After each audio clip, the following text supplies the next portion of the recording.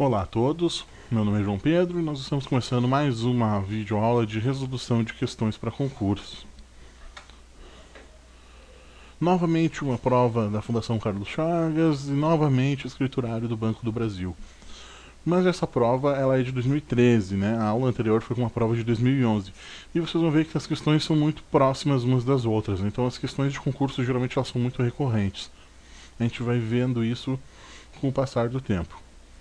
Então a nossa primeira questão é sobre o Excel, né? E trata-se de uma fórmula. O que é importante saber? Se a gente não conhece a sintaxe da fórmula que está caindo na questão, a gente não consegue responder a questão, certo? Então, vamos pular já para o slide de resolução de questões, onde a gente vai ler a questão e discutir ela, certo? O Microsoft Excel 2010, em português, possui diversas funções que permitem executar cálculos financeiros. A maioria dessas funções aceita argumentos similares, como prazo de investimento, pagamentos periódicos, período, taxa de juros e valor presente. Uma dessas funções é a NPR, que calcula o número de períodos de um investimento de acordo com pagamentos constantes e periódicos e uma taxa de juros constante. Baseando-se nas informações acima, considere um financiamento no valor de R$ 3.377 a uma taxa de 12% ao ano. Considere a disponibilidade de apenas R$ 300 por mês para pagar este financiamento. Ou seja, ele já praticamente desenhou todas as informações, a questão já indicou todas as informações que a gente precisa para a fórmula, certo? O resultado presente na célula A5, configurado para ser mostrado com duas casas decimais, se não tiver configurado dessa forma vai dar um resultado com 6 ou 8 casas decimais, é o número de meses necessário para pagar o financiamento, resultante da aplicação da função NPR. Baseando-se nos dados apresentados, a função utilizada na célula A5 é... Importante, está errada a descrição de A, B e C ali, tá?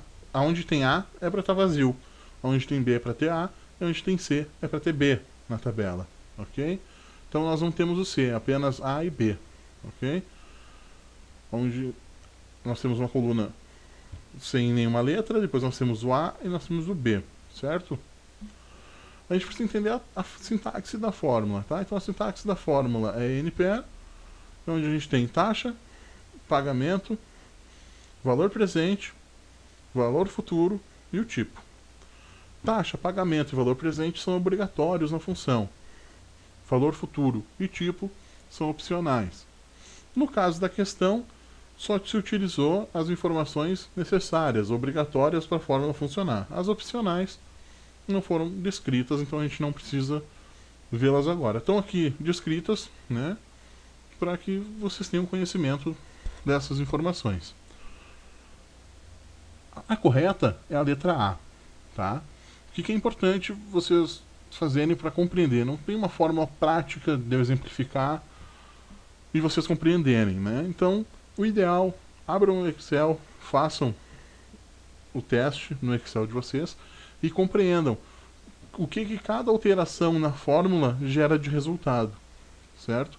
Essa é a melhor forma de aprender o Excel, aprender a utilizar as funções do Excel. Não adianta eu mostrar aqui como fazer, ou simplesmente digitando a fórmula no meu Excel e vocês vendo como funciona, porque eu já aprendi e vocês precisam aprender. Não é olhando o vídeo que vocês vão aprender, vocês precisam executar. Executem e cheguem à conclusão de qual é a correta. Tá? É muito importante que vocês mesmos executem essas fórmulas do Excel. Próxima questão. Pedro está utilizando o Microsoft Windows Professional 7, né, Windows 7 Professional, em português, e deseja que uma pessoa que utiliza outro computador da mesma rede acesse um conjunto de documentos colocados em uma pasta no seu computador, com permissão para ler e ou alterar e gravar os documentos. Para permitir o acesso, clicou com o botão direito do mouse na pasta onde estão os documentos que deseja compartilhar. Clicou em 1 e em seguida clicou em 2. No assistente de compartilhamento de arquivos, clicou na seta ao lado da caixa de texto, selecionou o nome da lista com quem deseja compartilhar a pasta e, em seguida, clicou em adicionar. Na coluna nível de permissão, selecionou 3. As lacunas 1, 2 e 3 devem ser preenchidas correta e respectivamente com. Então nós temos ali A, B, C, D e E. Bem tranquila essa questão, né, de compartilhamento de arquivos no Windows 7. A gente precisa, para anular, a gente anula 3 questões de cara, né? De início a gente anula a letra a letra C e a letra D. Por quê? Porque a lacuna 1 ela tem que ser obrigatoriamente preenchida com compartilhar com. Né? Quando a gente clica com o botão direito sobre uma pasta no Windows, é compartilhar com. Eu peço que vocês testem nos seus Windows em casa e verifiquem. Compartilhar com. Certo? Então, anulamos a letra A, a letra C e a letra D. Todas erradas. Então, ficamos entre a letra B e a letra E. Vamos para a lacuna 2. Né? E agora é importante perceber que existem 2 frases que estão marcadas em negrito no texto. Uma delas, que é a segunda marcada em negrito, informa que selecionou o nome na lista com quem deseja compartilhar a pasta, ou seja, é uma pessoa específica, né? Não é um grupo, selecionou o nome na lista com quem deseja compartilhar a pasta, uma pessoa. Então, é uma pessoa específica, certo? Então já temos a nossa resposta, é a letra P. Mas vamos para a lacuna 3 para compreender novamente o que é a nossa questão, como a questão já deu a resposta lá no início. Quando a questão fala em permissão para ler e ou alterar, gravar os documentos, ela fala em permissão de leitura e gravação. Quem tiver a possibilidade de abrir essa opção, vai ver que tem a opção lá, leitura e gravação. São 2 opções separadas, tá? Então tem que marcar as 2. Então, compartilhar com pessoas específicas, leitura e gravação. Certo? Isso é uma questão bem simples. Basta já ter feito pelo menos uma vez o compartilhamento de arquivos para a gente já ter a noção de como funciona. É importante lembrar que compartilhar era a opção do Windows XP, se não me engano. Faz algum tempo já que eu não mexo com o Windows XP, mas se não me engano compartilhar era para o Windows XP. E permissão eu não me lembro de ter visto. Certo? Vamos para a próxima.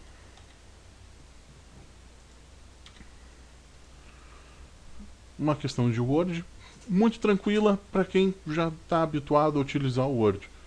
Quem não está habituado a utilizar o Word, é importante que se habitue a testar todos os comandos possíveis no Word, tá?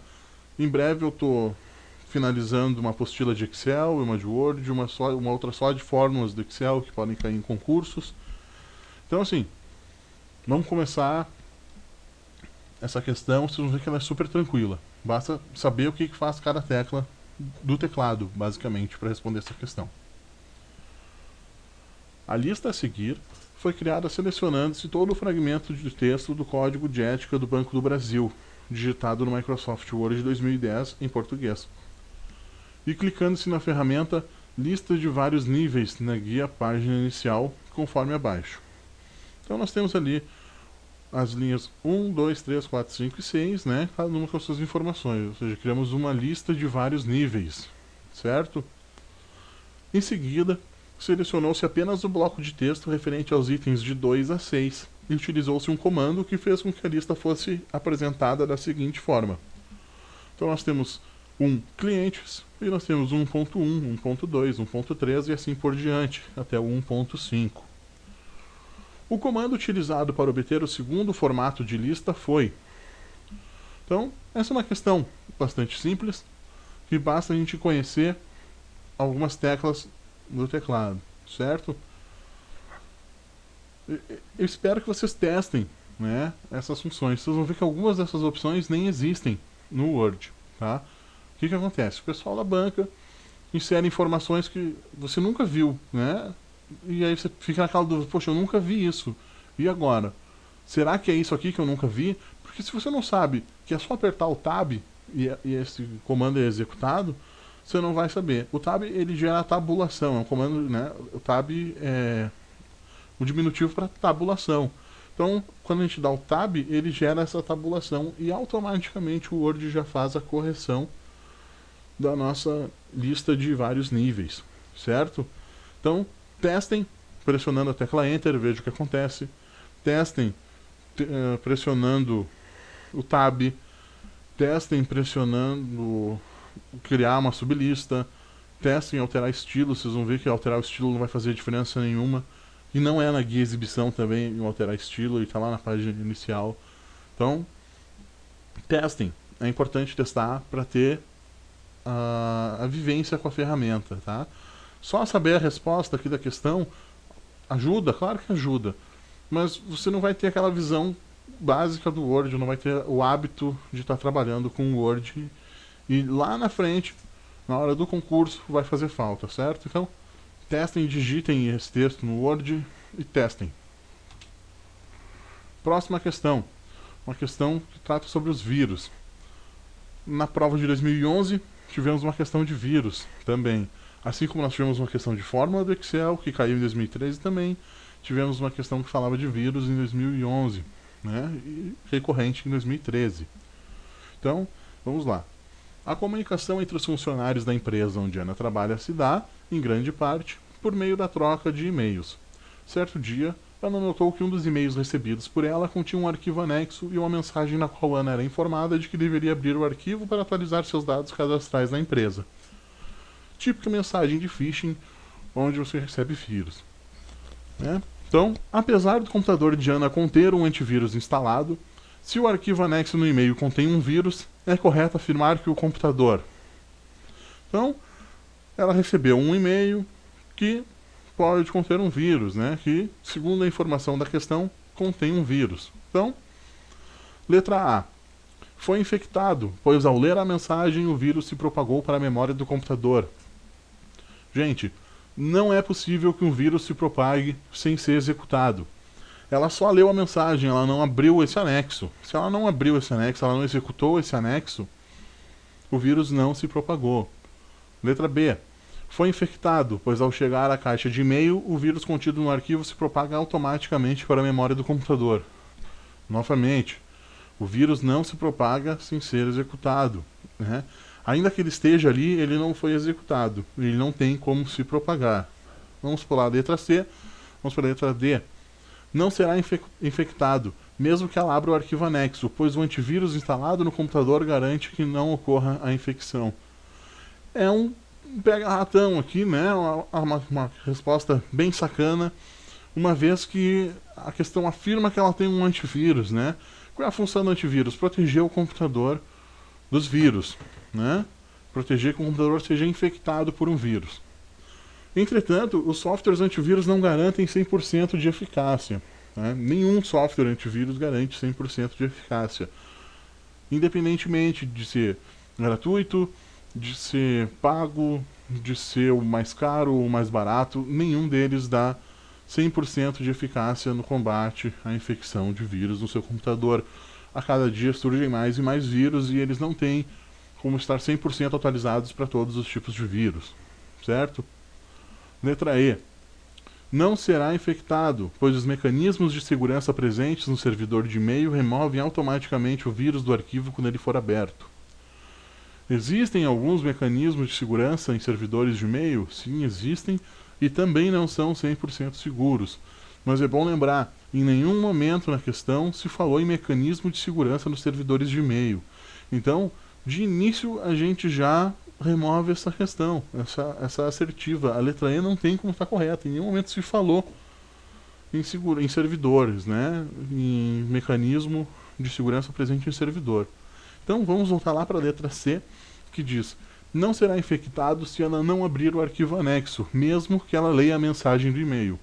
Ou seja, está corretíssima. Ela pode ler a mensagem, desde que ela não execute esse anexo, o vírus não é executado. E se ele não é executado, ele não se propaga. Certo? Vamos para a nossa próxima questão. Última questão, essa prova tiveram apenas 5 questões de informática. Novamente, uma questão de protocolos. Lá em 2011, caiu também uma questão de protocolo, com protocolos muito parecidos, e a resposta, incrivelmente, é a mesma, é o mesmo protocolo que foi cobrado. Ou seja, eles pedem o protocolo geralmente de mais alto nível, que é o protocolo que todo mundo conhece. Eles não vão chegar lá e pedir um protocolo mais complexo. porque não é o foco desse tipo de prova. Certamente em provas específicas de TI para analista de sistemas ou para analista de infraestrutura cairão questões com protocolos mais baixos, de mais baixo nível. Não é o caso aqui. Então, a questão: na empresa onde Maria trabalha, há uma intranet que possibilita o acesso a informações institucionais, destinada apenas ao uso dos funcionários. Essa intranet representa um importante instrumento de comunicação interna, proporcionando redução das distâncias entre funcionários, aumento da produtividade e a criação de novas possibilidades de interação institucional. São centralizados os procedimentos, circulares, notícias, formulários e informações comuns para os funcionários em um servidor da intranet. Para transferir páginas entre o servidor e os computadores ligados na intranet, permitindo que se navegue em páginas da web por meio de hiperlinks, utiliza-se um protocolo de transferência de hipertexto, que é conhecido pela sigla. Ou seja, vocês vão ver que a questão mesmo está ali, a partir de hiperlinks, vírgula. Utiliza-se um protocolo de transferência de hipertexto que é conhecido pela sigla. A pergunta podia ser simplesmente: o protocolo de transferência de hipertexto é conhecido como... e as opções que a gente tem abaixo. Toda aquela parte onde se trata de intranet, aquilo tudo está correto. São todas as informações que tratam de intranet, tá? Mas a questão não tem nada a ver com intranet. A questão pede simplesmente qual é o protocolo que faz a transferência de hipertexto. Certo?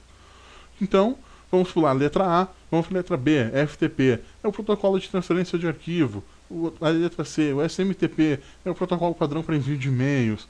Né? SSL, é Secure Socket Layer. Né? O DP é muito próximo do TCP, é uma pilha de protocolos. Ele monta um datagrama me fugiu a palavra agora, com os pacotes, né? Ele junta os pacotes e envia. Ele não requer resposta, ele vai enviando automaticamente, mas isso é informação de mais baixo nível. Não é o caso de quem faz esse tipo de concurso de escriturário do Banco do Brasil. Não é o pessoal que precisa saber qual é a diferença do TCP para o DP, como é que funciona a pilha TCP, isso não interessa. O que nos interessa basicamente é o HTTP, que é o Hypertext Transfer Protocol, protocolo de transferência de hipertexto. Então, sabendo simplesmente o que significa cada sigla, já dá para praticamente responder todas as questões de protocolo. Né? Bem simples. HTTP é hipertexto, FTP é arquivo, né? File, arquivo. SMTP, né? É simple mail, ou seja, é de e-mail. Então, fica super tranquilo sabendo simplesmente o que significa cada sigla. Tá? Então, uma questão super simples, desde que se saiba os protocolos. Né? Engraçado, para mim é simples, de repente, para quem nunca viu um protocolo na frente, não é simples. Então essa é a questão, por isso que eu estou aqui explicando. Né? Espero que esteja sendo bem claro, eu espero que todo mundo esteja aproveitando da melhor forma possível essas videoaulas, né? Que, havendo dúvidas, críticas, sugestões do que está sendo feito, pedidos de resolução de questões, de repente eu não fiz uma questão que você queria que eu fizesse. Me manda a questão no comentário aqui no blog e diz assim: pô, João Pedro, faz essa questão pra mim aqui, me explica ela que eu não compreendi. Ou então eu tentei responder essa questão, cheguei a um resultado, a banca diz outro, né, e eu queria ver qual é a resposta mais correta. Eu vou procurar te ajudar da melhor forma possível, certo? Eu agradeço a todos pela paciência, pela audiência, e se você gostou, né, continua visitando aqui a gente, assiste as aulas, manda as dúvidas, críticas, sugestões são sempre bem-vindas. O material didático escrito está sendo preparado, né, como demanda mais tempo, né, por enquanto a gente vai montando videoaula de resolução de questões, que é uma forma muito prática de se estudar e aprender a matéria, certo? Responda a enquete aqui do lado, também é importante para que a gente possa focar melhor o projeto nas bancas que são as mais pedidas pelos concurseiros, né? Hoje em dia eu não faço mais concurso, então eu não sei qual é a banca que está mais atuante, qual é a banca que tem as questões mais complexas, né? Então, do jeito que está, a gente está fazendo um pouquinho de cada banca, né? De repente, se o pessoal pedir só CESP, a gente faz em cima só de CESP. Se o pessoal pedir mais Carlos Chagas, vamos fazer mais Carlos Chagas. Fica a critério de vocês, o que nós vamos fazer, certo? Vocês escolhem e eu faço a aula. Muito obrigado e bons estudos!